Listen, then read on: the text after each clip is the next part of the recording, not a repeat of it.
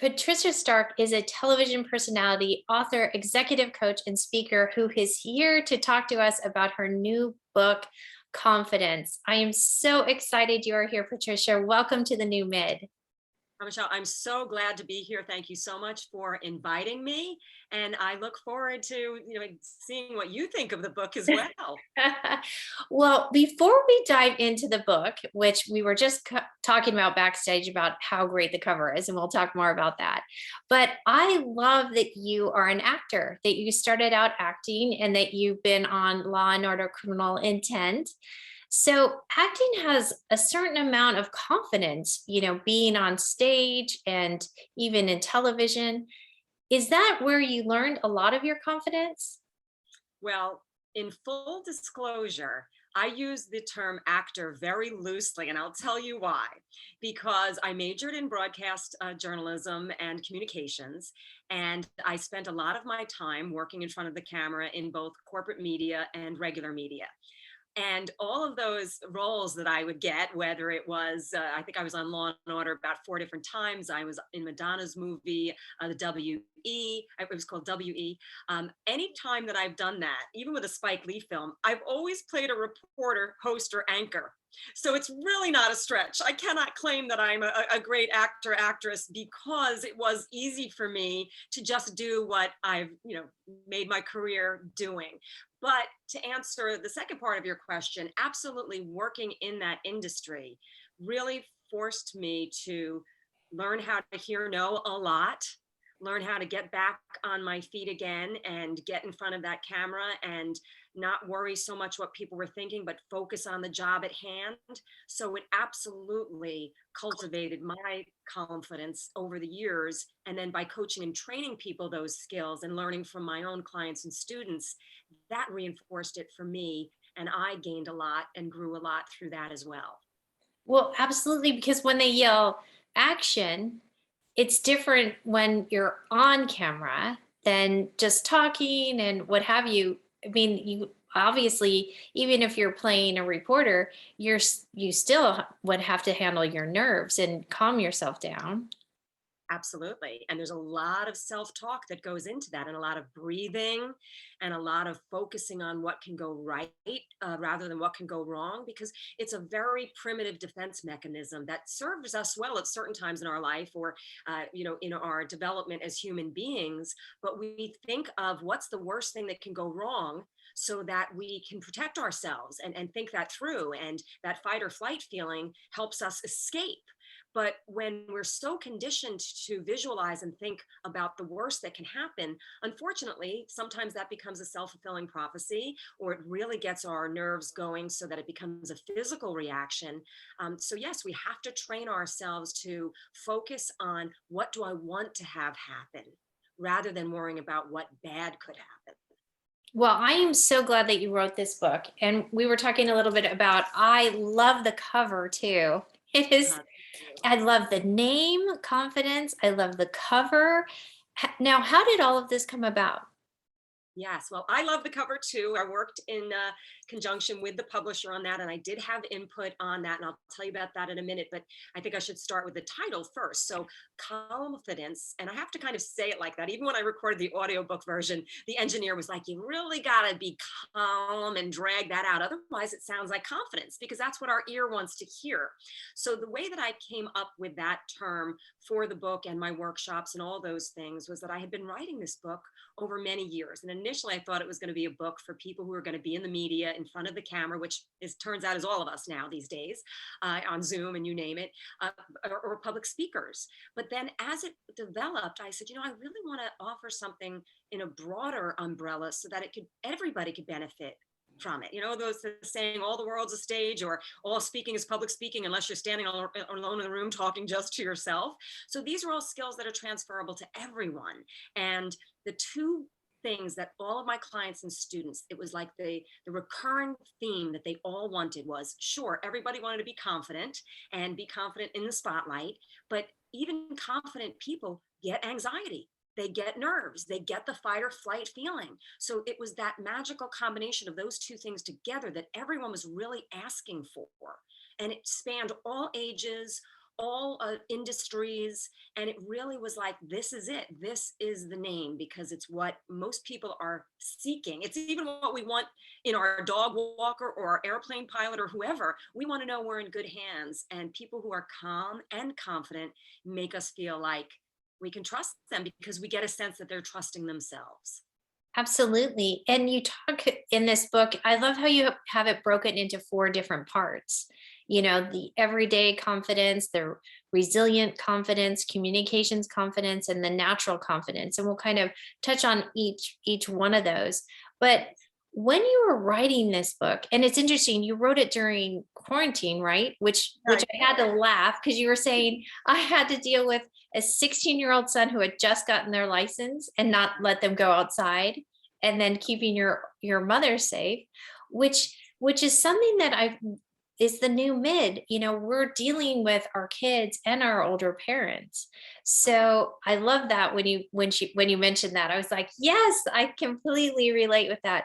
But how was that? You know, I know you wanted to write this for over 10 years. You finally get your dream, and then you get hit with we all got hit with COVID. How did that happen? How did you were you able to navigate that?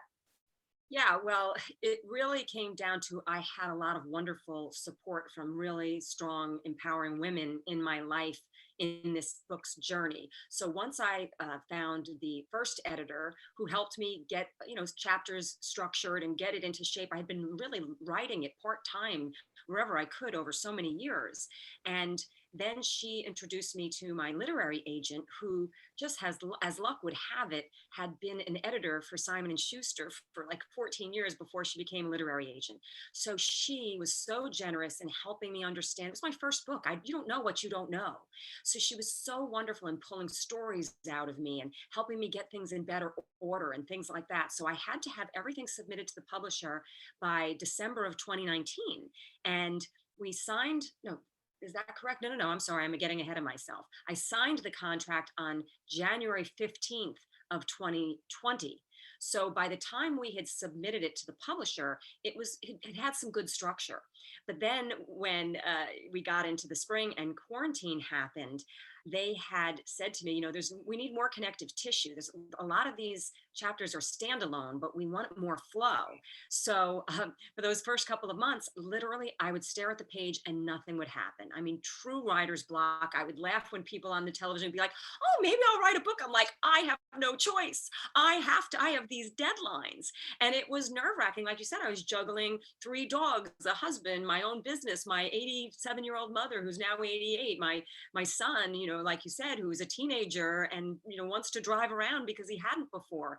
So I really probably, I would say, took off about 3 months and just said, you know what, I'm going to explode. I can't do it all. I can't be Superwoman. I'm just going to not feel guilty that I can't write. I'll have to make it up on the back end. And I did. By the time, July came and we all had a little bit of breathing room because things seemed to have calmed down before the variant and things like that, I was able to. And then lastly, the editor at Sounds True, this wonderful woman named Haven. I mean, what a wonderful name to have during this time of stress and anxiety. She really helped guide me into, you know, figuring out how I wanted to create the 4 sections. And she kept using the word connective tissue. She didn't hold my hand, but she inspired me and really helped me find the structure. So by the time I had to have delivered in December of 2020, it was a very different book than I had imagined it would be. When It's interesting that she says connective tissue. And the thing that really stood out to me about this book is how interactive it is. Did Mhm. you do that on purpose? Because you have questions, really thought-provoking questions after each chapter to so the Yeah. reader can really kind of put into practice what you suggest. Well, the reason I did that for 2 reasons. So in January of 2019, I had done my first woman's confidence workshop in New York City. It was a 2-day workshop where I had probably about 40, 45 women come, and we were going through all of the concepts in the yet to be published book. And I had created a workbook for that where I had interactive questions and all those things based on the chapters as they were at the time. And then a little bit later on in that year, I had gone down to get my certification in Atlanta to become a certified professional and executive coach at the CAP Institute, which is like a positive psychology and executive coaching um, facility down there. And the woman who runs that, her name is Valerie Burton. And some people may know her name because she's on the Today Show a lot as a life coach. She's written probably 11 different books. And I had a wonderful experience going through her executive training program. And all of her books had these little, reflection fill in the blanks at the end. So as the book was getting developed, I realized, oh my gosh, I already have a lot of these reflections from my workshop. And I love how she has them at the back of her book. So yet another strong, empowering woman, inspired me to include those at the ends of my chapters. They're really helpful. They make you think, and it makes you do action right away, which I love that. Now, you mentioned earlier that you had help getting stories pulled out. And one Yes. of the stories that I have to admit, I just love so much because I'm close to my dad, is the Macgyver reference. And I to this day cannot look at a stick of gum the same without thinking of MacGyver. Do you That's mind talking a little bit about that? so for the listeners that are like, what are they talking about? Right. MacGyver, there was a remake too, but it was a popular show in like the 80s or 90s. And this guy, the character, could literally improvise and make anything work, whatever was thrown at him. And, I grew up with a dad that was just very creative and artistic. And I talk a little bit about in the book too, like he sadly did not finish his schooling at New York University. He graduated like 10 credits shy. And it was something that always haunted him and affected his own confidence. But I even say in the book, my dad was Google before there was Google. I could literally ask him anything. And although he didn't always have confidence, he had answers and he had great wisdom and insight. And we didn't have a lot of money growing up. So, when you're in that situation, you improvise, you innovate, you figure it out and you make things work. So, I grew up learning how to, okay, if you can't get in the front door, figure out how to get around and get in the back door, of any goal, or, you can kind of be self responsible and self resilient in, just because something happened, well, here's what you can do to try to get through it and try to make it happen. So there's a lot of stories like that in the book of, if we trust ourselves, we can really come up with some great stuff sometimes to get us out of situations that might really freak us out if we don't just take our breath and say, no, you know what, I can get creative here. Well, you can get creative. And it's funny because the new mid is a lot of midlife women. So we all grew up with MacGyver. So I just related to that so much. And also, I love you have so many great suggestions in the book. I mean, it is just packed full. Every part is just amazing. Do you have a favorite part that you really enjoy or related to? Yeah, that's a good question because there's so much of it is near and dear to my heart and based on a lot of my workshops and feedback from people and things.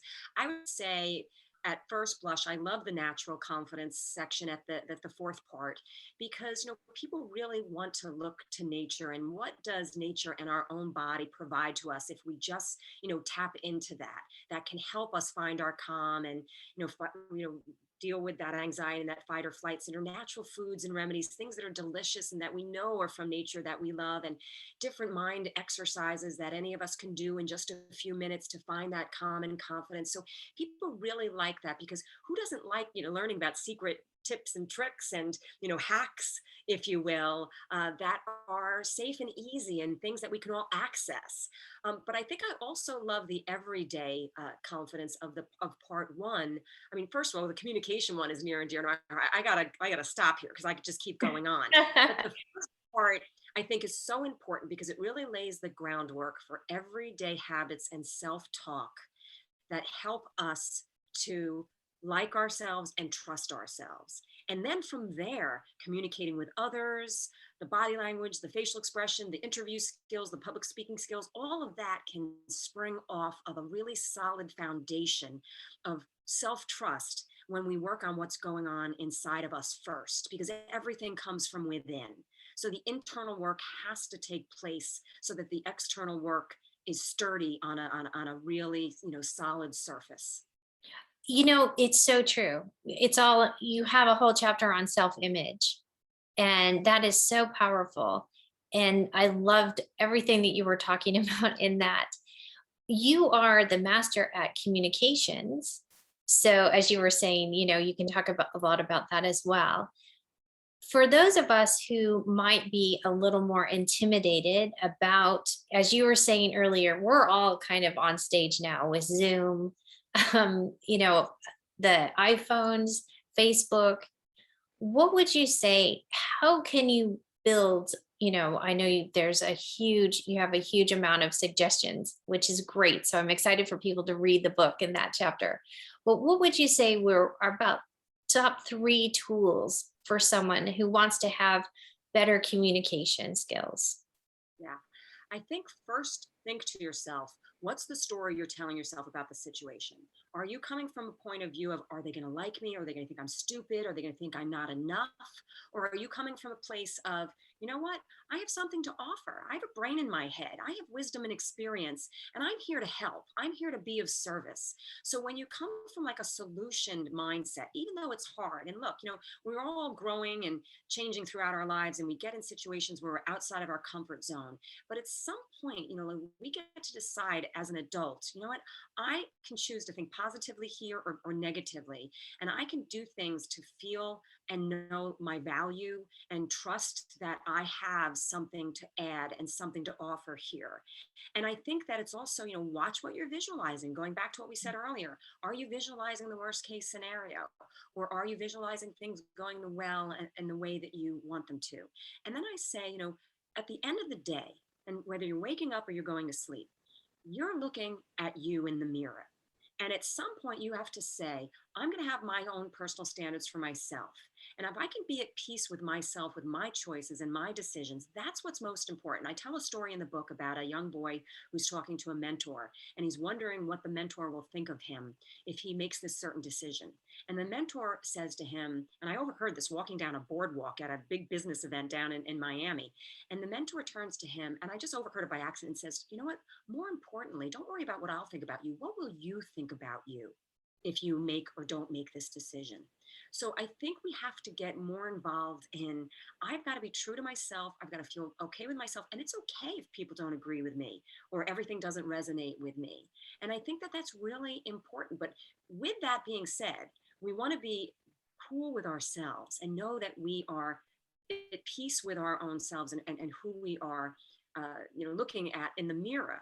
But we also then want to be able to know how to get out of our way enough where, you know what, it's good enough. I don't have to be perfect. People don't like perfect people anyway, so that we can do the minimum to look and feel our best and be as prepared as we can be. And then literally stop being self-focused at that point and be other focused. I was speaking to a client the other day that literally is this brilliant woman, and she has trouble making eye contact with people, especially in authority, people. And she was like getting herself freaked out. And at one point I said, you know what, just try to forget about yourself and look at them and use your eye contact and your other nonverbals and your facial expressions and your eyebrows to let them know that you're giving them your full attention, that you're trying to understand them. Try to help them communicate. So to be more other focused and less self-focused. And I know that that's not always easy, but at some point you have to be like, I am good enough. I don't have to have all my ducks in the row. And if they don't like me, that's okay. I like me.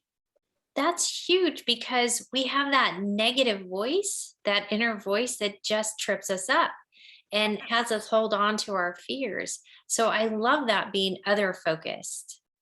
Yeah.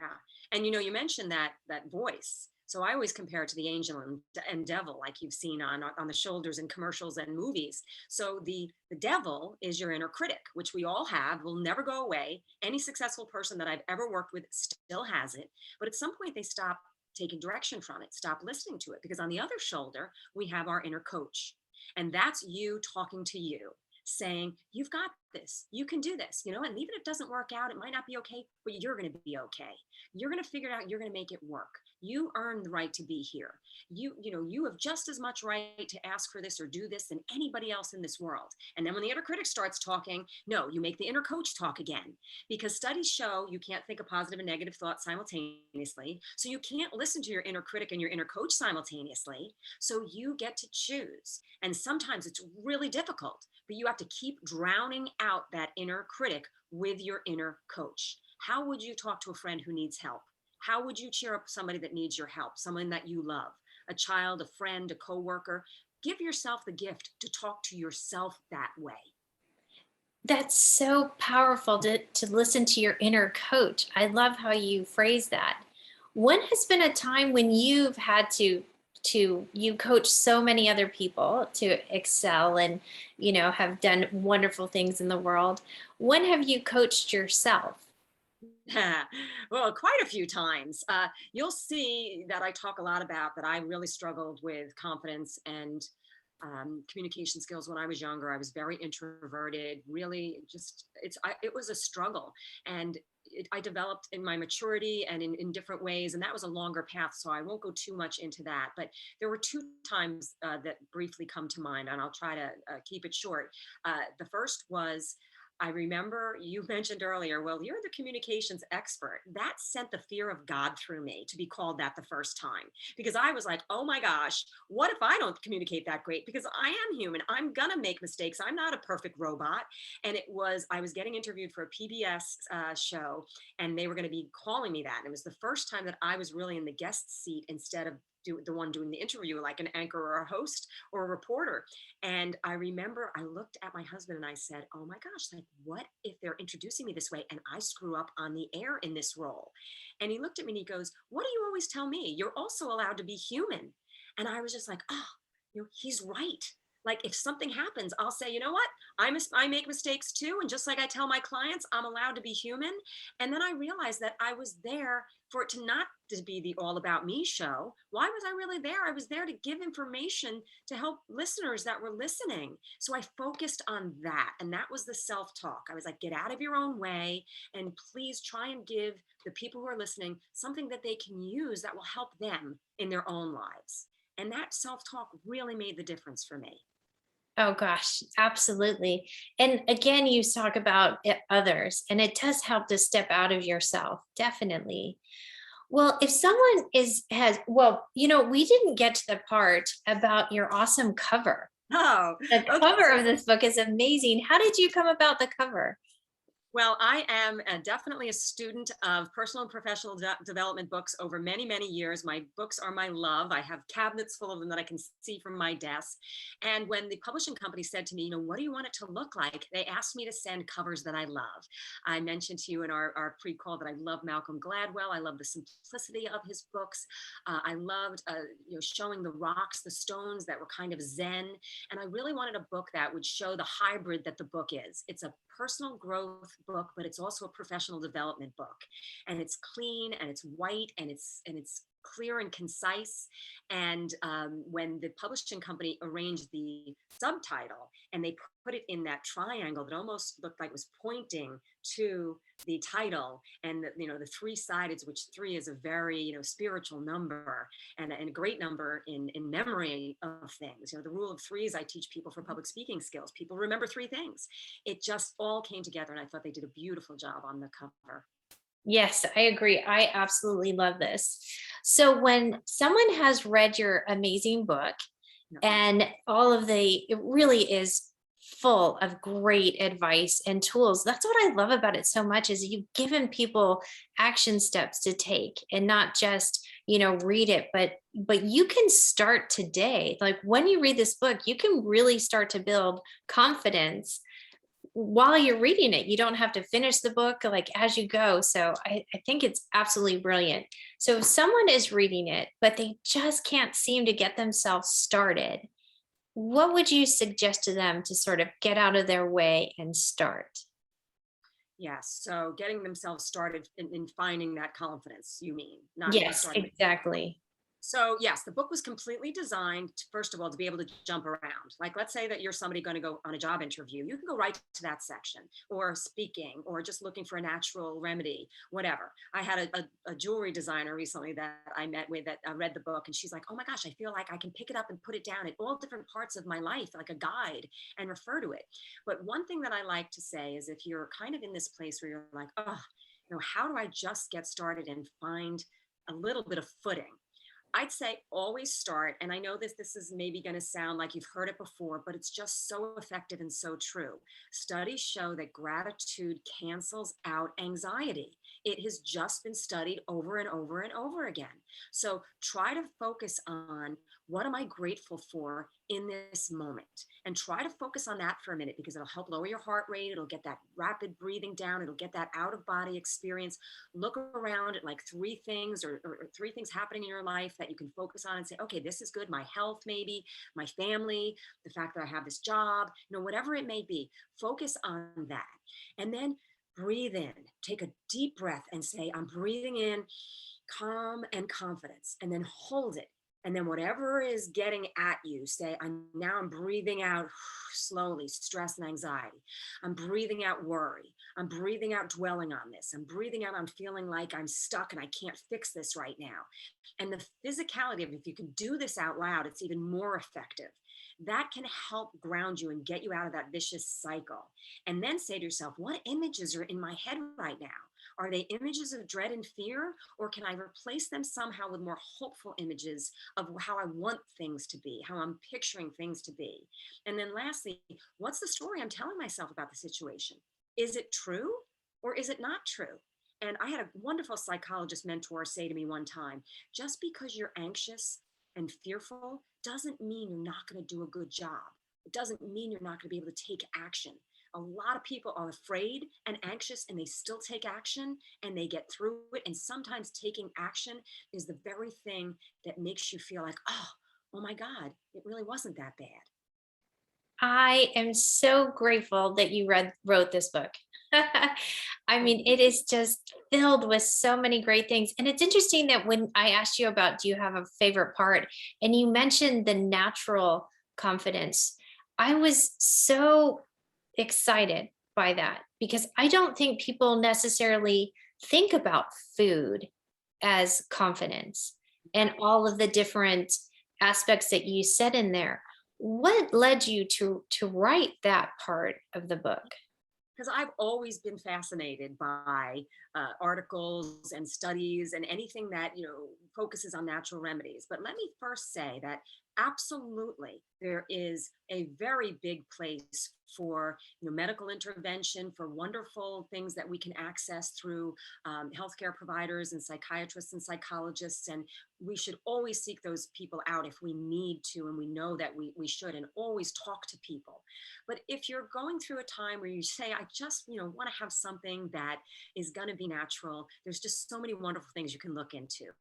Lemon balm is one of my favorites. It's something that gets passed around at a lot of my workshops and things like that. And it's this little tincture, and you can put it under your tongue. I first learned about it through a friend that was going through breast cancer treatment, and her doctor recommended it to her. He said, this is a wonderful natural remedy that's been kind of looked at as like a natural Xanax, but not a replacement for that. But it will take the edge off. It kind of just calms you down. And I used to work overnight sometimes, and sometimes I'd have to power sleep in a chair for about 45 minutes. And I would take it, and it would just be enough to just calm myself down for a minute so that I could power sleep and just get past that. And I'll use it sometimes in the middle of the night. My son used to use it for test anxiety. A lot of my public speaking clients love it. And there's just no side effect, and you can use it multiple times. And one thing I also learned working in the broadcasting industry, when people were working all kind of crazy hours, is that everybody was somehow incorporating dark cherries into their diets, because they increase your melatonin. They help you produce melatonin, which helps stress and helps you not be so stressed out and sleep sometimes in weird hours. So they would take dried cherries, they put them in their smoothies. Sometimes they drink cherry juice. They'd eat cherries. So, that was a natural one that always thrilled me. And then celery was one of my favorite, because it went back to hundreds years as a natural remedy where it hydrates you. It has apigen in it, which also can calm your nerves. And the crunchiness and the chew helps your nerves, but it also calms your stomach. So for people who feel anxiety in their gut, celery is a beautiful one. Either celery juice, or you can take it on the go. You can bring celery anywhere with you. Same thing with bananas. Bananas are natural beta blockers and muscle relaxers. And a lot of the people that I would train that would want to transition from Broadway to in front of the camera, I found out all these people on Broadway are eating bananas before they get out on stage. Hysterical, right? It does. Well, you really are. Food is medicine. I mean, it Yes. really can help us, hopefully prevent us from having to have different diseases or go to the medical doctors. But that's why I'm so grateful that you put that in there, because there really are, who thought that bananas, and cherries, you're absolutely right. Cherries have so many great aspects for us. They But do. if someone, I'm so excited that people are going to be able to get this book. If people wanted to get in touch with you, how can they reach you? Sure. So the book right now, the website is calmfidencebook.com, CALMFIDENCE book.com. And I also have an Instagram for the book, but there's also my Instagram, which is Patricia Stark Communications. I'm Patricia Stark on LinkedIn. I'm Patricia Stark Communications on Facebook. And I'm at Click Patricia on Twitter. There's so many, right? But Well, yeah, so that's you can okay. We'll have a link to all of them. Yes. So yes, and I've actually had some people even send me a direct message on Instagram, and I've already started working with them. But one of the people that I mentioned in one of my stories was somebody I've met through that way. So I think that people, they see a book, they see an author, because I know that I've been, thinking to myself over the years, oh, I wish I could reach out to that person, but I really will respond. And I think that I love the idea of people just having questions or giving me feedback, or if they are interested in, I do one-on-one Zoom sessions for all kind of things. So that's why I wrote the book, because I wanted to be able to reach more people. Oh, that is great. Well, thank you so much, Patricia, for being on the new mid.